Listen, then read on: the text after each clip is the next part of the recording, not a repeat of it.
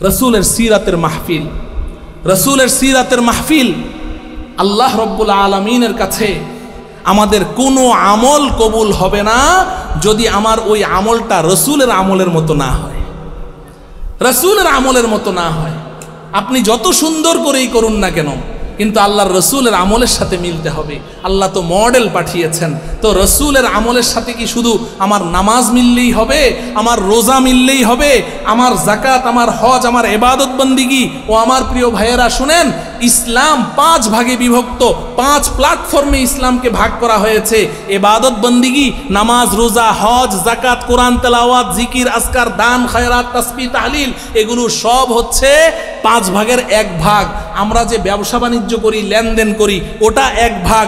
আমরা যে সামাজিকভাবে অন্যের সাথে আচার আচরণ করি, পরিবারে আমার বিবির সাথে আমার কেমন আচরণ হবে, আমার সন্তানদের সাথে কেমন আচরণ হবে, প্রতিবেশীর সাথে আমার আচরণ কেমন হবে, বড়র সাথে কেমন আচরণ হবে, ছোটর সাথে কেমন আচরণ হবে, এটা ইসলামের আরেকটা ভাগ। আমার চরিত্র ইসলামের আরেক ভাগ। ইসলামের অনেকগুলো পার্ট আছে।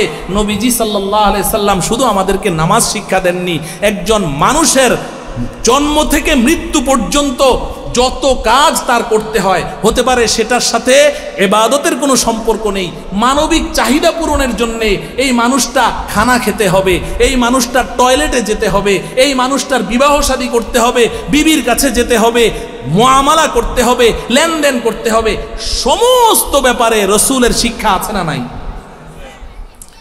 হযরতে আবু মুসা আশআরী রাদিয়াল্লাহু তাআলা আনহু, সালমান ফার্সি এক ইহুদি বলে যে, এই সালমান, আমি তো দেখি তোমাদের নবী সব ব্যাপারেই নাক গলায়, খুব তুচ্ছ তাচ্ছিল্য করে।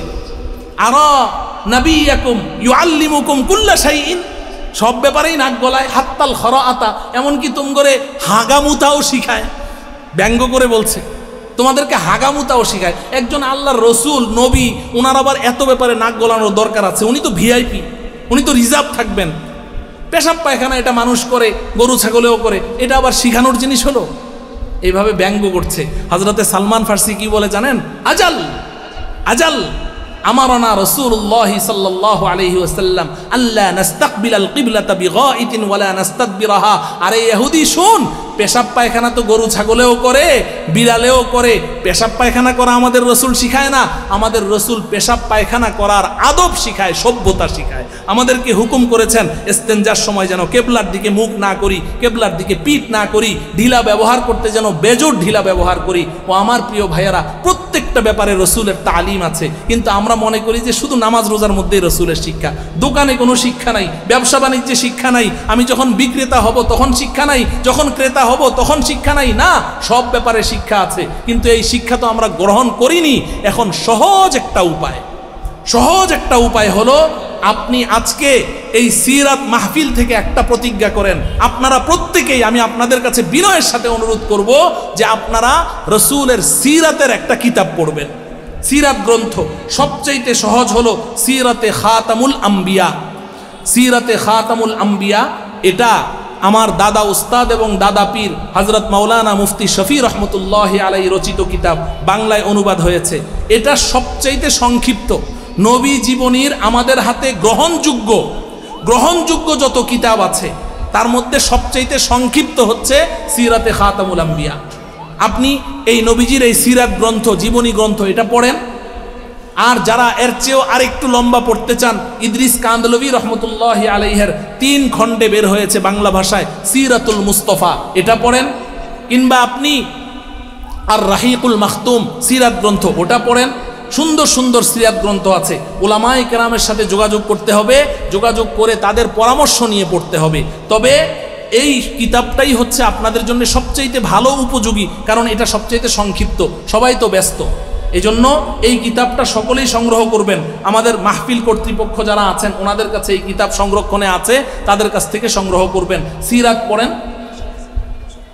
আমাদের পাশে এখানে আছে, হ্যাঁ, টেবিলে আছে। এই সিরাত গ্রন্থটা আপনারা সকলেই সংগ্রহ করে নেবেন। আল্লাহ রব্বুল আলামিন আমাদের সকলের জীবনটাকে, তাহলে আল্লাহ পাকের নূরের তাজাল্লি আমার 600 ডানা সহ আমাকে জ্বালিয়ে পুড়িয়ে ভস্ম করে দিবে, আমি আর যেতে পারবো না। এখান থেকে উলামায়ে কেরাম লিখেছেন যে আমাদের নবীজি আর আল্লাহর মাঝে জিব্রাইলেরও অবস্থান নয়, বরং আমাদের নবীজির মাকাম, আমাদের নবীজির অবস্থান হচ্ছে আল্লাহ পাকের পরেই। এজন্য শেখ সাদি রহমতুল্লাহি আলাইহি এক কথা বলে কলম রেখে দিয়েছেন, লা ইউমকিনুস সানাউ কামা কানা হাক্কুহু বাদাজ খুদা বুজুর্গ তুই কিসসা মুখতাসার। শেখ সাদি রহমতুল্লাহি আলাইহি আমাদের নবীজির প্রশংসায় কবিতা লিখতে বসেছেন, আমাদের নবীজির গুণ গাইবেন, প্রশংসা করবেন, কিন্তু লিখতে বসে তার মনে হলো যে আমি এমন ব্যক্তিত্বের প্রশংসা গাইতে বসেছি, আরে আমি শেখ সাদি যদি সারাটা জীবন লিখতে থাকি আমার মৃত্যু এসে যাবে, কিন্তু তার প্রশংসা গেয়ে শেষ করা যাবে না। অতএব উনি এক লাইন লিখে কলম রেখে দিয়েছেন, লা ইউমকিনুস সানাউ কামা কানা হাক্কুহু। আরে ও আল্লাহর রাসূল, আপনার হক আদায় করে আপনার শান মোতাবিক আপনার প্রশংসা করার ক্ষমতা কারো নেই।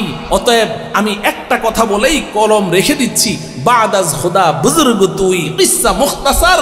আপনার মর্যাদা আল্লাহর পরেই আপনার মর্যাদা, মাঝখানে আর কারো কোনো জায়গা নেই। বাস এই কথা বলে আমি কলম রেখে দিলাম। মোহতারাম হাজরিন, এমন পুত পবিত্র স্বচ্ছ পরিচ্ছন্ন কাচের মতো চরিত্রের মালিক ছিলেন রাসূলুল্লাহ সাল্লাল্লাহু আলাইহি ওয়াসাল্লাম। 40 বছর পর্যন্ত নবীজিকে আল্লাহ রব্বুল আলামিন সাইয়্যিদুল মুরসালিন বানাবেন, সমস্ত রাসূলদের সরদার, ইমামুল আম্বিয়া বানাবেন, সমস্ত নবীদের ইমাম বানাবেন। এটার জন্য 40 বছর পর্যন্ত আমাদের নবীজিকে প্রস্তুত করেছেন। কি প্রস্তুত করেছেন?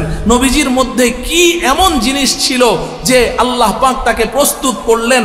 আপনি বুখারী শরীফের 3 নম্বর হাদিসটা খুলেন। 3 নম্বর হাদিসের মধ্যে নবীজি সাল্লাল্লাহু আলাইহি ওয়াসাল্লাম যখন হেরা গুহা থেকে নেমে আসলেন, জিবরাইল আলাইহিস সালাম হেরা গুহার মধ্যে নবীজিকে সজোরে তিনটা চাপ দিয়েছেন।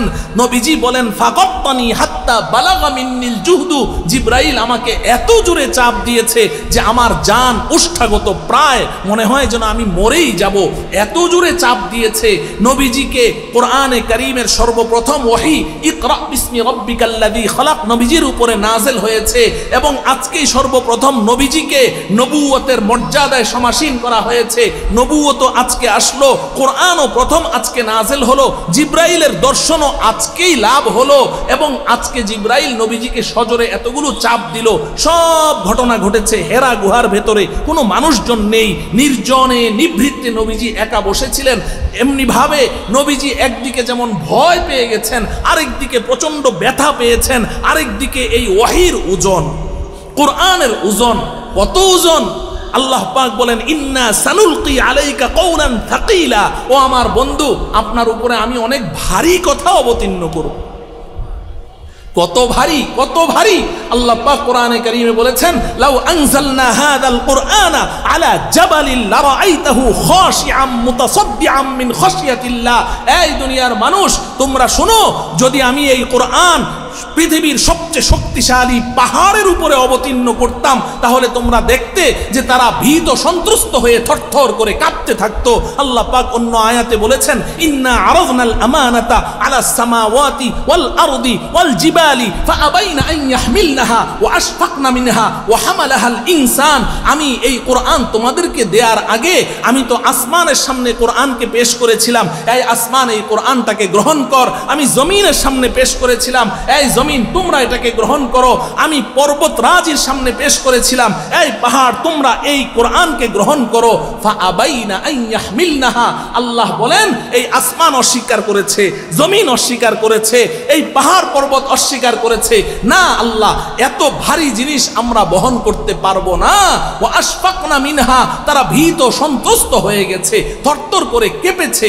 সেই ভারী কোরআন আল্লাহ পাক আজকে প্রথম হেরা গুহায় নবীজির উপরে অবতীর্ণ করেছেন। হযরতে যায়েদ ইবনে সাবিত রাদিয়াল্লাহু তাআলা আনহু, যায়েদ ইবনে হারেসা রাদিয়াল্লাহু তাআলা আনহু বলেন যে একদিন নবীজি আমার রানের উপরে মাথা রেখে ঘুমিয়ে আছেন, হঠাৎ করে দেখি মাথাটা ভারী হচ্ছে, ভারী হচ্ছে, ভারী হচ্ছে। এত ভারী হলো মনে হয় যেন আমার রানের হাড্ডিগুলো সব ভেঙে চুরমার হয়ে যাচ্ছে, এত ভারী হয়ে গেল। আমি কিন্তু নবীজির ঘুম নষ্ট হয়ে যাবে, এজন্য আমি সরাতে পারছি না, নবীজির ঘুমের ডিস্টার্ব হবে, না হলে আমার তো জান বেরিয়ে যাচ্ছে, এত ভারী হচ্ছে। কিন্তু আমি সরালাম না। পরে বুঝলাম যে ঘুমের মধ্যে নবীজির উপরে কোরআনের ওয়াহী নাযিল হয়েছে। এত ভারী। মরুর জাহাজ উট, এই উট সম্পর্কে প্রসিদ্ধ আছে যে উটের 4 পায়ের নিচে 4টা ইট রাখবেন, 4 ইটের উপরে উটকে দাঁড় করাবেন, এর উপরে এরপর উটের পিঠে আপনি বোঝা দিতে থাকেন, বোঝা দিতে থাকেন। আপনি যত বোঝা দেন এই নিচের পায়ের নিচের ইটগুলো যদি ভেঙেও যায়, কিন্তু উট অস্বীকার করবে না যে না আমাকে আর বোঝা দিও না। এত শক্তিশালী মরুর জাহাজ উট। কিন্তু নবীজি উটের উপরে থাকা অবস্থায় যদি কোনো কোরআনের ওয়াহি আসতো, সাথে সাথে উট বসে পড়তো, দাঁড়িয়ে থাকতে পারত। মোহতারাম হাজরিন, সময় সংক্ষিপ্ত, যে কথা বলতে চাচ্ছি, এই হেরা গুহায় আকস্মিকভাবে এতগুলো ঘটনা ঘটে যাওয়ার পরে নবীজি ভীত সন্ত্রস্ত অবস্থায়, নবীজির জ্বর এসে গেছে, তিনি সোজা চলে গেলেন আম্মা জান হযরতে খাদিজাতুল কুবরা রাদিয়াল্লাহু তাআলা আনহার কাছে, গিয়ে বললেন জাম্মিলুনি জাম্মিলুনি, ও আমার প্রিয়তমা স্ত্রী, আমাকে কম্বল দিয়ে পেঁচিয়ে ধরো। লাকাদ খাশিতু আলা নাফসি, আমার জানের ভয় হচ্ছে, আজকে এগুলো কি ঘটনা ঘটে গেল আমার সাথে, আমি তো বড় ভয় করছি। নবীজি থরথর করে কাঁপতে লাগলেন। আম্মা জান হযরতে খাদিজা নবীজিকে জড়িয়ে ধরলেন। এরপরে নবীজি সাল্লাল্লাহু আলাইহি ওয়াসাল্লাম হেরা গুহার সমস্ত ঘটনা বর্ণনা করলেন। বুঝে থাকলে বলুন, নবীজি এই যে আজকে হেরা গুহা থেকে আসলেন, আজকে প্রথম নবুয়ত লাভ করেছেন। এর আগ পর্যন্ত তিনি তো নবী ছিলেন না, পয়গম্বর ছিলেন না, রসুল ছিলেন না। কিন্তু আম্মাজান হযরতে আয়েশা রাদিয়াল্লাহু তাআলা, আম্মাজান হযরতে খাদিজা নবীজিকে শুইয়ে দিয়ে এবার নবীজিকে সান্ত্বনা দিচ্ছেন, ওয়াল্লাহি লা ইউখজিকাল্লাহু আবাদা, ওয়াল্লাহি লা ইউখজিকাল্লাহু আবাদা। ও প্রিয় স্বামী, আমি খোদার কসম করে বলছি, আল্লাহ পাক কোনোদিন আপনাকে লাঞ্ছিত করবেন না, লজ্জিত করবেন না। আপনার কোনো ভয় নেই, কারণ আপনার মধ্যে কতগুলো গুণ আছে, কতগুলো গুণ আছে, যেই গুণগুলো বর্তমান দুনিয়ার কারো মধ্যে নাই। এরপরে আম্মা জান হযরতে খাদিজা রাদিয়াল্লাহু তাআলা আনহা নবীজির 8টি গুণ বর্ণনা করেছেন। বুখারী শরীফে 5টি আছে, আর অন্যান্য কিতাবের মধ্যে আরো 3টি আছে। 1 নম্বর, ইন্নাকা লা তাসিলুর রহিমা, আপনি তো আত্মীয় স্বজনদের খুব খোঁজ খবর রাখেন। বর্তমান দুনিয়ায় এক আত্মীয় আরেক আত্মীয়ের রক্ত চুষে খায়, এক আত্মীয় আরেক আত্মীয়ের জান কবজ করে, তার সম্পদ লুট করে। কিন্তু এই জাহিলি যুগে এমন সময়ে আপনি তো আত্মীয়দের খুব খোঁজ খবর রাখেন, আত্মীয়তার সম্পর্ককে সুদৃঢ় করেন। ওয়া তাহমিলুল কাল্লা, আপনি অন্যের বোঝা নিজের পিঠে বহন করেন। ওয়া তাকসিবুল মাদুমা, এবং নিঃস্ব দরিদ্রদেরকে নিজে গতর খেটে কামাই করে তাদেরকে আপনি দিয়ে থাকেন। ওয়া তাকরিজ দাইফা, আপনি খুব মেহমানদারি করেন, মেহমানদের খুব খাতির তাওয়াজু করেন, ইজ্জত করেন। ওয়া তুঈনু আলা নওয়াইবিল হাক্কি, এবং মজলুম নিপীড়িতদেরকে আপনি জান দিয়ে তাদেরকে সহযোগিতা করেন। এই 5টি গুণ তো আম্মাজান হযরতে খাদিজার বর্ণনা বুখারী শরীফের মধ্যে আছে, অন্যান্য কিতাবের মধ্যে, তাফসীর ইবনে কাসীরের মধ্যে, এবং আল্লামা জালালউদ্দিন সুয়ুতি রহমতুল্লাহি আলাইহি riwayat বর্ণনা করেছেন যে আরো 3টি গুণের কথা বলেছেন। ওয়া তাসদুকুল হাদিসা, আপনি তো সব সময় সত্য কথা বলেন, সত্য কথা বলেন। ওয়া তুআদ্দিল আমানাতা, এবং আপনি সব সময় আমানতকে রক্ষা করেন। 8 নম্বর বলেছেন, ওয়া ইন্নাকা লাম তাতিল ফাহিশাতা কত্তু, আপনি জীবনে কোনোদিন অশ্লীল কাজের সাথে নিজেকে জড়াননি। ও আমার প্রিয় ভাইয়েরা, এই যে গুণগুলো আম্মাজান হযরতে খাদিজা বর্ণনা করেন, তখন তো তিনি জানতেন না তার স্বামী যে পয়গম্বর, এবং তিনিও তো তখন ইসলাম গ্রহণ করেননি, মুসলিমা ছিলেন না, তিনি তো খ্রিস্ট ধর্মের উপরে ছিলেন। এই 40 বছর আমাদের নবীজিকে আল্লাহ পাক এই চারিত্রিক গুণাবলী দিয়ে 40টি বছর সাজিয়েছেন। 40টি বছর সাজানোর পরে আল্লাহ পাক আমাদের নবীজিকে নবুয়ত দান করেছেন। এজন্য দেখবেন বিভিন্ন নবী রসুলগণ তাদের কওমের লোকেরা নবীর কাছে এসে বলেছে যে তুমি যে নবী, প্রমাণ দেখাও। মুসা আলাইহিস সালামের কাছে প্রমাণ চেয়েছে, তো আল্লাহ পাক নির্দেশ দিয়েছেন, মুসা তোমার হাতের লাঠি ছেড়ে দাও। হাতের লাঠি বিশাল অজগর সাপ হয়ে জাদুঘরদের সব সাপকে গ্রাস করে ফেলেছে। কিংবা মুসা আলাইহিস সালাম লাঠি দিয়ে পাথরে আঘাত করেছেন, 12টি ঝর্ণা ধারা প্রবাহিত হয়ে গেছে। অন্য পয়গম্বর হযরতে ঈসা আলাইহিস সালামের কাছে নবুয়তের প্রমাণ চেয়েছে। ঈসা আলাইহিস সালাম তিনি মৃত ব্যক্তির সামনে গিয়ে বলেছেন, কুম বিইজনিল্লাহ, আল্লাহর নির্দেশে উঠে যাও। মৃত ব্যক্তি জিন্দা হয়ে দাঁড়িয়ে গেছে। এক এক পয়গম্বরের কাছে এক একটা মুজিজা ছিল। আমাদের নবীজির কাছে যখন কাফেররা জিজ্ঞাসা করলো, তুমি যে পয়গম্বর, প্রমাণ দেখাও, আমাদের নবীজি কোনো লাঠিও বের করে দেখাননি কিংবা কোনো মুজিজা দেখাননি। আমাদের নবীজি পরিষ্কার বলে দিয়েছেন যে আমি কি 40টি বছর তোমাদের মাঝে বসবাস করিনি? এই 40টি বছর তোমরা আমাকে দেখেছো। এই 40 বছরে জীবনে কোনোদিন একটা মিথ্যা কথা বলিনি, জীবনে কোনোদিন কারো গায়ে আঘাত করিনি, জীবনে কোনোদিন একটা অন্যায় কাজের সাথে আমি জড়াইনি, জীবনে সামান্য মাত্র কোনো একটা খেলাফে আওলা অনুত্তম কাজের সাথেও আমি জড়াইনি। আমার চরিত্রটা এত পবিত্র, পুত পবিত্র, স্বচ্ছ, পরিচ্ছন্ন। 40টা বছর আমার চরিত্র তোমরা দেখেছো। এটাই হচ্ছে আমার নবুয়তের মুজিজা, এটাই হচ্ছে আমার নবুয়তের মুজিজা। আমি এতদিন পর্যন্ত তোমাদের সামনে বসবাস করেছি, দেখোনি আমার চরিত্র? মুহতারাম হাজরিন, আল্লাহ পাকের বন্ধু, আল্লাহ পাকের হাবিব, হাবিবুল্লাহ, আমাদের পয়গম্বর মুহাম্মদ মুস্তাফা সাল্লাল্লাহু আলাইহি ওয়াসাল্লাম, এত সুন্দর চরিত্রের অধিকারী এই মানুষটি জাহিলি যুগে, বর্বর যুগে এই মুশরিক, কাফের, মুশরিক, বেঈমানরা, নবীজির জানের দুশ্মনেরা, তারা পর্যন্ত নবীজির চরিত্র নিয়ে কোনো কথা বলতে পারে নাই।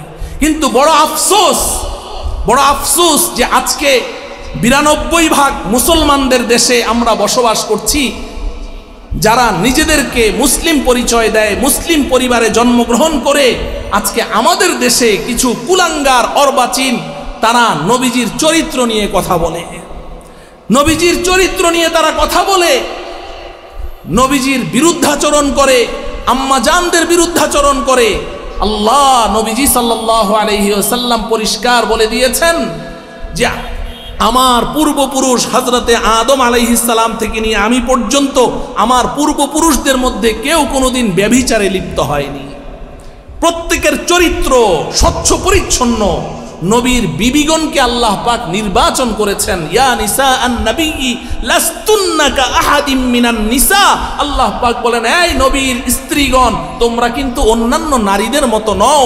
নবীগণকে যেমন আল্লাহ পাক নির্বাচন করেছেন, আল্লাহু ইয়াসতাফি মিনাল মালাইকাতি রুসুলাম ওয়া মিনান নাস ওয়া ইন্নাহুম ইনদানা লামিনাল মুস্তাফাইনাল আখিয়ার। আমার সমস্ত নবী আমি আল্লাহর নির্বাচিত, বাছাইকৃত, পছন্দকৃত নবীদেরকে যেমন আল্লাহ নির্বাচন করেছেন, নবী পত্নীগণকেও নবীজির সাহচর্যে ধন্য হওয়ার জন্য আল্লাহ নির্বাচন করেছেন, বাছাই করেছেন। ও আমার প্রিয় মুসলিম ভাইয়েরা, যদি নবীর চরিত্র নিয়ে কেউ কথা বলেছে, যদি নবী পত্নীগণের চরিত্র নিয়ে কেউ কথা বলেছে, তো নির্বাচন করেছেন তো আল্লাহ। তো তুমি নবীর চরিত্র নিয়ে কথা বলছো, নবীর বিবির চরিত্র নিয়ে কথা বলছো, তো তুমি তো প্রশ্ন তাদের উপরেই শুধু সীমাবদ্ধ রাখোনি, তুমি তো প্রশ্ন করছো যে আল্লাহর নির্বাচনই ঠিক হয় নাই। যদি তাদের চরিত্রে কোনো সমস্যা থাকতো তো আল্লাহ তাদেরকে কেন নির্বাচন করেছেন? আল্লাহর নির্বাচনই তো ঠিক হয় নাই। আমরা মানুষ, আমাদের নির্বাচন ভুল হয়, আল্লাহর নির্বাচন কি ভুল হয়? আমাদের নির্বাচন ভুল হয়। অমুক ভাইয়ের চরিত্র ফুলের মতো পবিত্র, খুব স্লোগান দেই, এক কাপ চা, একটা টোস্ট খেয়ে, এরপরে নির্বাচনের পরে দেখি গুয়ের চেয়েও আরো অপবিত্র। ঠিক কিনা? আমরা যেহেতু মুস্তাকবিল জানি না, ভবিষ্যৎ জানি না, ফিউচার জানি না, এজন্য আমাদের নির্বাচনে ভুল হয়। কিন্তু আল্লাহর নির্বাচনে কি ভুল হওয়ার কোনো সম্ভাবনা আছে? অতএব আজকে আমাকে এখানে বিষয় দেয়া হয়েছে যে রাসূলুল্লাহ সাল্লাল্লাহু আলাইহি ওয়াসাল্লামের অবমাননা করার শাস্তি ও উম্মার করণীয়। নবীজিকে যারা অবমাননা করেছে তাদের শাস্তি এটা আমাদের নির্ধারণ করতে হবে না, নবীজি নির্ধারণ করে দিয়ে গেছে, নবীজি নির্ধারণ করে দিয়ে গেছে। ও আমার প্রিয় ভাইয়েরা, আমাদের রসুল ছিলেন রহমতের রসুল, রহমতের রসুল, রাহমাতুল লিল আলামিন, ওয়ামা আরসালনাকা ইল্লা রাহমাতাল লিল আলামিন। এত দয়া, এত মায়া।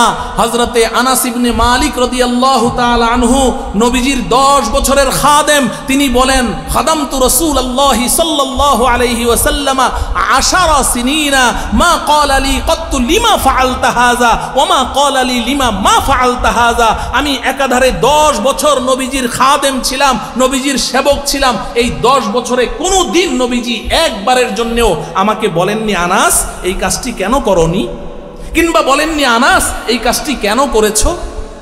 এমন রসুল, এমন রসুল, রহমতের রসুল, শুধু মানুষের জন্য রহমত নয়, শুধু এই দুনিয়ার জগতের মাখলুকের জন্য রহমত নয়, রহমাতুল্লিল আলামিন। আমাদের রব হচ্ছেন রব্বুল আলামিন, আলহামদুলিল্লাহি রব্বিল আলামিন। সমস্ত জগৎ, যত জগৎ আছে, আমরা তো শুধু দুনিয়ার জগৎ দেখি, জগৎ কি শুধু একটি না, আরো আছে? কথা বলেন, আরো আছে। সমস্ত জগতের রব আল্লাহ রব্বুল আলামিন। ঠিক আমাদের নবীজিকে বলেছেন রহমাতুল্লিল আলামিন। আলম বলেননি যে দুনিয়ার শুধু রহমত, দুনিয়াবাসীদের জন্য রহমত না, আল্লাহ রব্বুল আলামিন আমাদের রসুল রহমাতুল্লিল আলামিন, সমস্ত জগতের জন্য রহমত। সেই রহমতের রসুল মক্কা বিজয় হয়ে গেল। ফাতহে মক্কার পরে নবীজি সাল্লাল্লাহু আলাইহি ওয়াসাল্লাম সমস্ত কুফফারে আরব, মুশরিকিনে আরব সামনে দাঁড়িয়ে আছে, মাথা অবনত করে, থরথর করে কাঁপছে যে মুহাম্মাদের উপরে আমরা যেই অত্যাচার করেছি, যেই নির্যাতন করেছি, আজকে মুহাম্মদ বিজয়ীর বেশে আমাদের সামনে দাঁড়িয়ে আছে।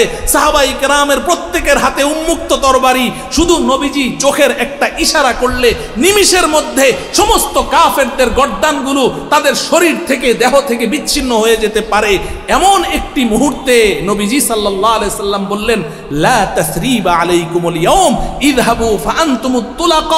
তোমাদের বিরুদ্ধে আমার আজকে আর কোনো অভিযোগ নেই, যাও, আমি সবাইকে সাধারণ ক্ষমা ঘোষণা করলাম। কিন্তু আমার প্রিয় ভাইয়েরা, 11 জনের নাম নবীজি ব্ল্যাক লিস্ট করলেন। 11 জনের নাম মনে রাখবেন, নারী পুরুষ মিলিয়ে মোট কয়জন? 11 জনের নাম লিস্ট করে ঘোষণা দিলেন, সবাইকে সাধারণ ক্ষমা ঘোষণা করেছি, কিন্তু এই 11টা কালপিট, এদেরকে আমি সাধারণ ক্ষমা ঘোষণা করব না। আমি কাফেরকে ক্ষমা করেছি, মুশরিককে ক্ষমা করেছি, কট্টর বেঈমানদেরকে ক্ষমা করেছি, কিন্তু এই 11 জনকে ক্ষমা করব না। কারণ এই 11 জন কাফের ছিল, মুশরিক ছিল, কিন্তু এরা আমাকে অপমান করেছে, লাঞ্ছিত করেছে। আমাকে যারা অপমান করে আমি তাদেরকে ক্ষমা করতে পারি না, এটা আমার আল্লাহর নির্দেশ। এই 11 জনকে নবীজি ক্ষমা করেননি। তাদেরকে যেখানে পাও শেষ করে দাও, কতল করে দাও। সাহাবায়ে কেরাম খুঁজতে শুরু করলেন, এই কালপিট 11টা কোথায় আছে, যেখানে যাকে পাওয়া যাবে শেষ করে দাও। এদের কোনো ক্ষমা নেই, তারা আমাকে লাঞ্ছিত করেছে, রসুলকে অপমান করেছে। তাদের মধ্যে একজন ছিল ইবনে খতাল। 11 জনের মধ্যে একজন কে ছিল? ইবনে খতাল। এই বেঈমান, এই কুলাঙ্গার নবীজির বিরুদ্ধে নর্তকী খরিদ করে আনতো, নাচনেওয়ালি নারীদেরকে খরিদ করে এনে নবীজির বিরুদ্ধে কবিতা রচনা করে মানুষের সামনে এগুলো গাওয়াইতো। সাহাবায়ে কেরাম এসে বললেন, ইয়া রাসূলুল্লাহ, ইবনে খতালকে খুঁজে পাচ্ছি না, দেখো কোথায় আছে। এই কুলাঙ্গার কালপিট করেছে কি, কাবা ঘরের গিলাফ ধরে ঝুলে আছে। কারণ এই শয়তান, শোনেন, শয়তানি করতেও মেধা লাগে, শয়তানি করতেও মেধা লাগে। আমাদের দেশে যত বড় বড় নাস্তিক মুরতাদ যেগুলো আমাদের নবীজিকে গালমন্দ করে, এগুলো হলো আমাদের দেশের জাতীয় বুদ্ধিজীবী। বুদ্ধিজীবীর ডেফিনেশন কি জানেন? আমাদের বাংলাদেশে লজ্জার সাথে বলতে হয়, যে যত বড় ইসলাম বিদ্বেষী, যে নবীকে নিয়ে যত কটূক্তি করতে পারবে, ইসলামের বিরোধিতা করতে পারবে, সে তত বড় বুদ্ধিজীবী। এই ইবনে খতাল সে জানে, কোরআনে কারীমে আল্লাহ পাক বলেছেন, ওয়ামান দাখালাহু কানা আমিনা, যে আল্লাহর ঘর বাইতুল্লাহ, কাবা ঘর, আল্লাহ পাক বলেছেন আমার এই ঘরে যে প্রবেশ করবে, কাবা ঘরের আশ্রয় যে গ্রহণ করবে, সে নিরাপদ, তাকে কেউ কতল করতে পারবে না। কোরআনে কারীমে আল্লাহ বলেছেন, ইবনে খতাল চিন্তা করলো যে বাঁচার একটাই উপায়, কাবা ঘরের আশ্রয়ে চলে যাই। এই কুলাঙ্গার গিয়ে কাবা ঘরের গিলাফ ধরে ঝুলে আছে। ও আমার প্রিয় ভাইয়েরা, ও আমার যুব আলেম সমাজ এবং আমার এই এলাকাবাসী, আপনাদের মাধ্যমে বাংলাদেশের সমস্ত ইসলাম বিদ্বেষী গুস্তাখে রাসূলদেরকে আমি জানিয়ে দিতে চাই, ওই ইবনে খতাল মুতাআল্লিকুন বিআস্তারিল কাবা, কাবা ঘরের গিলাফ ধরে ঝুলে আছে। রহমতের রসুলকে গিয়ে বলা হলো, ইয়া রাসূলুল্লাহ, ইবনে খতাল যে আপনাকে অপমান করেছে, আপনার সাথে গুস্তাখি করেছে, ও তো কাবা ঘরের গিলাফ ধরে ঝুলে আছে, এখন তাকে কিভাবে আমরা কি করব, কতল করব? নবীজি সাল্লাল্লাহু আলাইহি ওয়াসাল্লাম বলেন, আমার আল্লাহর নির্দেশ, আমার সাথে যে বেয়াদবি করেছে, আমার সাথে গুস্তাখি করেছে, আমাকে অপমান করেছে, সে যদি কাবা ঘরের গিলাফ ধরেও ঝুলে থাকে, সেখানেও তাকে বাঁচানো হবে না, তাকে ছাড় দেওয়া হবে না, ওই ঝুলন্ত অবস্থায় তাকে কতল করে দেওয়া হবে। সাহাবায়ে কেরাম ওখানে গিয়ে তাকে কতল করে দিয়েছে। ও আমার প্রিয় ভাইয়েরা, অতএব যারা রসুলের সাথে গুস্তাখি করে তাদের কোনো ক্ষমা নেই, তাদের কোনো ক্ষমা নেই। যদি কেউ মুসলিম দাবি করে, কালিমা পড়া, লা ইলাহা ইল্লাল্লাহ পড়া, মুসলিম দাবি করা কোনো ব্যক্তি, কোনো কুলাঙ্গার যদি ইহুদি খ্রিস্টান কিংবা এই নাস্তিকদের চক্করে পড়ে রসুলের সাথে বেয়াদবি করে, ইমাম আবু মুহাম্মদ আল জুয়াইনি, ইমামুল হারামাইনের উস্তাদ ছিলেন আবু মুহাম্মদ আল জুয়াইনি, উনি বলেন গুস্তাখে রসুল, তার কোনো ক্ষমা নেই, তাকে কতল করে দিতে হবে, আর কোনো রাস্তা নেই, আর কোনো পথ নেই। অতএব গুস্তাখে রসুলদের বাংলার জমিনে জায়গা হবে না। পাশাপাশি আজকের এই মজলিস থেকে আমি অত্যন্ত বিনয়ের সাথে বলতে চাই, বর্তমান যারা রাষ্ট্র পরিচালনা করছেন তাদের কাছে আমাদের এই মজলিস থেকে এই মেসেজটুকু পৌঁছিয়ে দিতে চাই যে আমাদের আশেপাশের রাষ্ট্রগুলোতে বিভিন্ন সময় সংবাদ পাওয়া যায় যে ওই দেশে সেই কিছু কিছু কুলাঙ্গার আমাদের নবীজির চরিত্র নিয়ে তারা তামাশা করছে, আমাদের চরিত্র, আমাদের রসুলের চরিত্র নিয়ে সমালোচনা করছে। যেই দেশের কোনো নাগরিক, কোনো কুলাঙ্গার আমাদের রসুলের চরিত্র নিয়ে কথা বলবে, ওই দেশের রাষ্ট্র হুকুমত যদি তাকে দৃষ্টান্তমূলক শাস্তি না দেয়, তাহলে ওই দেশের সাথে আমাদের এই পবিত্র বাংলাদেশের বন্ধুত্বমূলক কোনো সম্পর্ক থাকতে পারে না, কোনো ধরনের বন্ধুত্বমূলক সম্পর্ক থাকতে পারে না। ও আমার প্রিয় ভাই, আমি সর্বশেষ আপনাদেরকে একটা হাদিস শোনাই। এত অল্প সময় তো এত কথা বলা যায় না, কত কথাই তো বলতে মনে চাচ্ছে। নবীজি সাল্লাল্লাহু আলাইহি সাল্লাম সাফ বলে দিয়েছেন, বুখারী শরীফের হাদিস, ক্বালা রাসূলুল্লাহ সাল্লাল্লাহু আলাইহি ওয়াসাল্লাম, লা ইউমিনু আহাদুকুম হাত্তা আকুনা আহাব্বা ইলাইহি মিন ওয়ালিদিহি ওয়া ওয়ালাদিহি ওয়ান নাসি আজমাইন। এই দুনিয়ার মানুষ শুনে রাখো, দুনিয়ার তোমার বাবা, মা, ভাই, বোন, স্ত্রী, সন্তান এবং তোমার সম্পত্তি এবং পৃথিবীর সব কিছুর চেয়ে আমি নবী মুহাম্মদকে যতক্ষণ পর্যন্ত সবচাইতে বেশি ভালোবাসতে না পারবে, ততক্ষণ তুমি মুমিন হতে পারবে না। রসুলের ভালোবাসাই ঈমান, রসুলের ভালোবাসাই ঈমান। ও আমার প্রিয় যুবক ভাইয়েরা, হিন্দুস্তানের এই হিন্দু ধর্মাবলম্বী এক কুলাঙ্গার, ওই সময় খ্রিস্টানরা ক্ষমতায় ছিল হিন্দুস্তানে, এই উপমহাদেশে এক সময় খ্রিস্টানদের ক্ষমতা ছিল না। ওই সময় এক হিন্দু কুলাঙ্গার রসুলের চরিত্র নিয়ে কথা বলেছিল। হযরত আলমগীর রহমতুল্লাহি আলাইহি, এক নওজোয়ান যুবক আলমগীর, সে নামাজ পড়তো না, সে নেশা করত, মদ পান করত, কিন্তু সে শুনলো যে তার রসুলকে কেউ গালি দিয়েছে। আলমগীর নওজোয়ান যুবক বাড়িতে গেল, তার এত বড় একটা ছুরি ছিল, ছুরিটা বসে বসে ধার দেয়। তার মা জিজ্ঞাসা করে, বাবা কি করবি? না মা কিছু করব না, ছুরিটা জং ধরে গেছে, এটা ধার দিচ্ছি। ছুরিটা ধার দিয়ে সে ওই কুলাঙ্গারের মন্দিরে চলে গেছে, ওই মন্দিরে গিয়ে ওই কুলাঙ্গারকে ওই ছুরি দিয়ে জবেহ করেছে। তাকে আদালতে হাজির করা হয়েছে। আদালতে হাজির করার পরে উকিলরা তার পক্ষে যে সে গুস্তাখে রসুলকে কতল করেছে তার ব্যাপারে ফাঁসির রায় হয়ে গেছে। উকিলরা তাকে ডেকে বলল যে তুমি শুধুমাত্র আদালতে বলবে যে যখন আমি তাকে কতল করেছিলাম, যখন তাকে আমি জবেহ করেছিলাম, তখন আমার মাথা ঠিক ছিল না, আমার মাথা ঠিক ছিল না। তুমি শুধু এতটুকু বলবে, আমরা তোমার পক্ষে লড়াই করব, ফাঁসির রায় বাতিল হয়ে যাবে। আলমগীর রহমতুল্লাহি আলাইহি বলেন, না, আমি তো বুঝে শুনে আমার মাথা ঠিক রেখে ঠান্ডা মাথায় আমি তাকে জবেহ করেছি, কেন বলবো আমার মাথা ঠিক ছিল না? আদালতে যখন নাকি তাকে ফাঁসির কাস্টে ঝুলানো হচ্ছে, ফাঁসির মঞ্চে যাওয়ার পরে সে মুচকি হাসে, খালি হাসে, মুখের মধ্যে কোনো বিষণ্ণতা নেই। প্রধান বিচারপতি অবাক হয়ে গেল, কি ব্যাপার, ফাঁসি দিব, সে হাসছে কেন?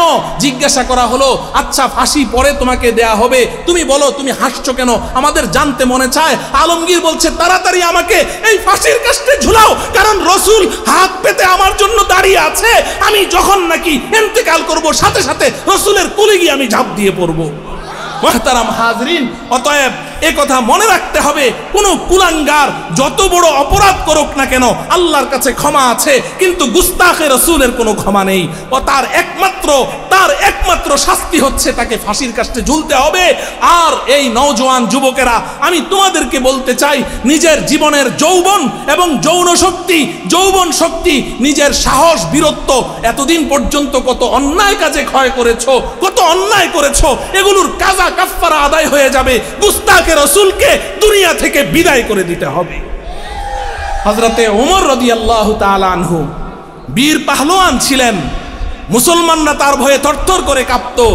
যখন তিনি ইসলাম কবুল করেছেন, তার পাহলোয়ানি, তার বীরত্ব কিন্তু কমে যায়নি, ওই বীরই ছিলেন। পার্থক্য এতটুকু, এতদিন তার তলোয়ারের ধারালো দিকটা মুসলমানদের দিকে ছিল, যখন ইসলামের এই পবিত্র সূরা সে পান করেছে, তলোয়ারের ধারালো দিকটা আল্লাহর দুশমনদের দিকে ফিরিয়ে দিয়েছে। পার্থক্য এতটুকু। তোমরাও তওবা করো, জীবনের সমস্ত গুনাহের থেকে তওবা করে তোমাদের তলোয়ারের ধারালো দিকটা গুস্তাখে রাসূলের দিকে ফিরিয়ে দাও। ইনশাআল্লাহ আলমগীর রহমতুল্লাহি আলাইহির সাথে তোমাদের হাসর হবে। আমি এই দাওয়াতটুকু রেখে আজকের এই যুব উলামায়ে কেরাম, তারা এই যুব সমাজ, তারা যে এত সুন্দর আয়োজন করেছেন, আমি তাদেরকে মোবারকবাদ জানিয়ে আমি আজকে আমার আলোচনা এখানে শেষ করছি। জি।